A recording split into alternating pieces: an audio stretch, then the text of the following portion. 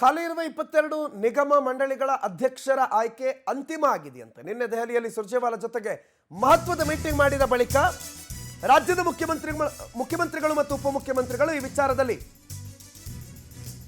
List ಅನ್ನ final ಮಾಡಿದ್ದಾರೆ. ನಿನ್ನೆ ನಡೆದಂತ ಮಹತ್ವದ ಸಭೆಯಲ್ಲಿ CM Siddaramaiah, DCM DK Shivakumar ಜೊತೆಗೆ ರಾಜ್ಯ ಕೈ ಉಸ್ತುವಾರಿ ಸಭೆ ಮಾಡಿದ್ರು. ಅದಾದ ಮೇಲೆ ಈಗ ಬೆಂಗಳೂರಿಗೆ ಬರ್ತಾರೆ. ಬೆಂಗಳೂರಿಗೆ ಬಂದ ಮೇಲೆ ಪ್ರಕಟ ಮಾಡೋ ಸಾಧ್ಯತೆ ಇದೆ. ನಿಗಮ ಮಂಡಳಿ ಜೊತೆಗೆ ಎಂಎಲ್ಸಿ ಲಿಸ್ಟ್ ಕೂಡ ಫೈನಲ್ ಆಗಿದೆ ಅಂತ ಹೇಳಲಾಗಿದೆ. ಈ ಬಾರಿ ಕಾರ್ಯಕರ್ತರ ಜೊತೆಗೆ ಕೆಲ ಶಾಸಕರಿಗೂ ಕೂಡ ಆದ್ಯತೆಯನ್ನು ಕೊಟ್ಟಿದ್ದಾರಂತೆ. ಇನ್ನು ಎಂಎಲ್ಸಿ ವಿಚಾರದಲ್ಲಿ ಆಲ್ರೆಡಿ ಒಂದೇನೋ ಪಟ್ಟಿಯನ್ನು ಸಿಎಂ ಏನು ಮಾಡಿದ್ರಲ್ಲ, ಆ ಪಟ್ಟಿ ಇನ್ನೂ ಕೂಡ ಇಟ್ಕೊಂಡಿದ್ದಾರೆ. ಅದ್ರ ಬಗ್ಗೆನೂ ಚರ್ಚೆ ಆಗಿದೆ. ಬಟ್ ಫೈನಲ್ ಆದಂಗಿಲ್ಲ. ವಿಧಾನಸಭೆ ಅಧಿವೇಶನಕ್ಕೂ ಮುನ್ನವೇ ಎಲ್ಲ ಪಟ್ಟಿಗಳನ್ನು ಬಿಡುಗಡೆ ಮಾಡ್ತಾರೆ ಅಂತ ಹೇಳಲಾಗಿದೆ. ಸಿಎಂ ಡಿಸಿಎಂ ಈಗಾಗಲೇ ನೇಮ್ಸ್ಗಳನ್ನು ಫೈನಲ್ ಮಾಡಿದಾರಂತೆ.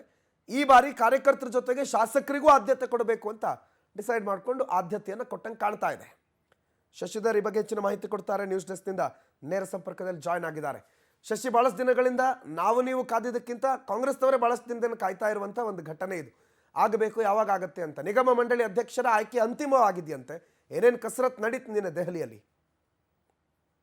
ಪ್ರಮುಖವಾಗಿ ಕಾಂಗ್ರೆಸ್ ಸರ್ಕಾರ ಏನು ಅಧಿಕಾರಕ್ಕೆ ಬಂದು 2 ವರ್ಷಗಳಾಗ್ತಾ ಬಂತು. ಆದರೂ ಕೂಡ ಎಲ್ಲ ಒಂದು ಕಡೆ ಮುಸುಕಿನ ಗುದ್ದಾಟ ನಡೀತಾ ಇದೆ. ಒಂದು ಕಡೆ KPCC ಅಧ್ಯಕ್ಷರನ್ನ ಬದಲಾವಣೆ ಮಾಡಬೇಕು ಅಂತ ಹೇಳ್ಬಿಟ್ಟು ಒಂದು ಕಡೆ ಪಟ್ಟಿಯನ್ನು ಹಿಡಿದಿದ್ರೆ, ಮತ್ತೊಂದಷ್ಟು ಜನ ಜಾತಿವಾರು DCMಗಳನ್ನು ಮಾಡಬೇಕು ಅಂತ ಒಂದು ಕಡೆ, ಮತ್ತೊಂದು ಕಡೆ ಅಧಿಕಾರ ವಿಕೇಂದ್ರೀಕರಣ ಆಗಬೇಕು. 2.5 ವರ್ಷ DCM ಮತ್ತು ಅದೇ ರೀತಿಯಲ್ಲೂ ಕೂಡ ಸಿದ್ದರಾಮಯ್ಯನವರು ಅಧಿಕಾರವನ್ನು ಬಿಟ್ಕೊಡ್ಬೇಕಂತೇಳಿ ಕೂಡ ಸಾಕಷ್ಟು ಚರ್ಚೆ ಆಗ್ತಿದೆ.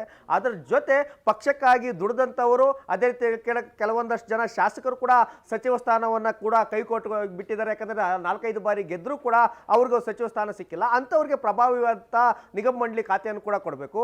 ಅದ್ರ ಜೊತೆ ಕೆಲವೊಂದಷ್ಟು ಜನ ಕಡಿಮೆ ಮಾರ್ಜಿನಲ್ಲಿ ಕೂಡ ಒಂದಷ್ಟು ಜನ ಸೋತಿರ್ತಾರೆ. ಒಂದಷ್ಟು ಜನ ಟಿಕೆಟ್ ಬೇರೆಯವ್ರಿಗೆ ಕೊಟ್ಟು ಅಂತ ಕೂಡ ಒಂದಷ್ಟು ಜನ ಅಸಮಾಧಾನಿತರು ಕೂಡ ಇದ್ರು. ಅವ್ರಿಗೂ ಕೂಡ ಸಮಾಧಾನ ಪಡಿಸಿ ಅವ್ರಿಗೂ ಕೂಡ ನಿಗಮ ಮಂಡಳಿಯಲ್ಲಿ ಅಧ್ಯಕ್ಷರನ್ನ ಮಾಡಬೇಕು, ಪಕ್ಷಕ್ಕಾಗಿ ದುಡಿಬೇಕು. ಯಾರು ಏನು ತಳಮಟ್ಟದಿಂದ ಪಕ್ಷವನ್ನು ಕಟ್ಟಿರ್ತಾರೆ, ಯಾರು ಪಕ್ಷಕ್ಕಾಗಿ ದುಡ್ದಿರ್ತಾರೆ, ಅವ್ರ ತ್ಯಾಗ ಯಾವುದಿರುತ್ತೆ ಏನು ಪಕ್ಷಕ್ಕಾಗಿ, ಅಂಥವ್ರನ್ನು ಕೂಡ ಗುರುತಿಸಿ ಅವ್ರಿಗೆ ನಿಗಮ ಮಂಡಳಿ ಸ್ಥಾನವನ್ನು ಕೂಡ ಕೊಡಬೇಕು ಅಂತ ಹೇಳ್ಬಿಟ್ಟು ಒಂದಷ್ಟು ಬೇಡಿಕೆಗಳು ಕೂಡ ಇತ್ತು. ಹಾಗಾಗಿ DCM ಒಂದು ಪಟ್ಟಿಯನ್ನು ಸಿದ್ಧ ಮಾಡಿದ್ರೆ, ಮತ್ತೊಂದು ಕಡೆ CM ಅವರು ಒಂದು ಕಡೆ ಪಟ್ಟಿಯನ್ನು ಕೂಡ ಮಾಡಿದ್ರು. ಒಂದಷ್ಟು ಜನ ಕಾಂಗ್ರೆಸ್ ಮುಖಂಡರು ಏನು AICC ಅಧ್ಯಕ್ಷರ ಮನೆ ಬಳಿ ಹೋಗಿ ಕೂಡ ಅವರು ಕೂಡ ನಮಗೆ ನಿಗಮ ಮಂಡಳಿಯಲ್ಲಿ ಕೂಡ ಅಧ್ಯಕ್ಷ ಸ್ಥಾನವನ್ನು ಕೊಡಬೇಕಂತ ಹೇಳ್ಬಿಟ್ಟು ಒಂದಷ್ಟು ಜನ ಪಟ್ಟಿಯನ್ನು ಕೂಡ ಕೊಟ್ಟಿದ್ರು.